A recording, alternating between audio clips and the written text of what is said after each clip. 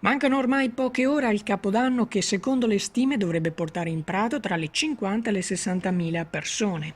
Questa sera, oltre al consueto spettacolo piromusicale, i riflettori saranno puntati anche sul concerto del rapper Fabri Fibra, che si terrà nel palco collocato dal lato di Santa Giustina.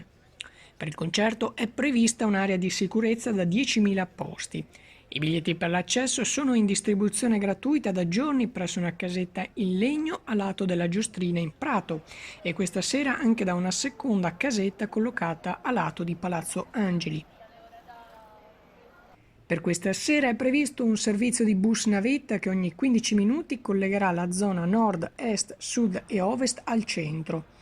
Imponente anche quest'anno il dispositivo di sicurezza per la serata che vedrà impegnati un centinaio di agenti.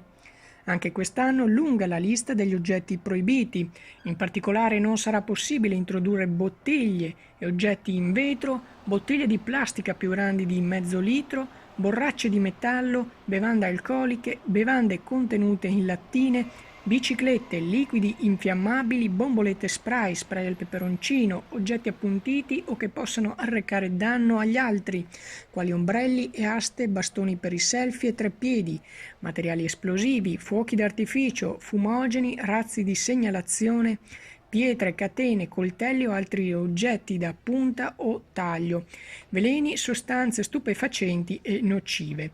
Non sarà inoltre possibile introdurre droni, aeroplani telecomandati, puntatori laser, strumenti musicali, apparecchiature per la registrazione audio-video, macchine fotografiche professionali o semiprofessionali, videocamere, GoPro, iPad e tablet. Viene vietato anche l'ingresso di biciclette, skateboard, pattini, overboard, tende, sacchi a pelo, valigie, trolley e zaini più grandi di 15 litri di capienza. A causa del divieto d'ingresso in Prato della Valle delle telecamere, quest'anno il consueto spettacolo pirotecnico non verrà trasmesso.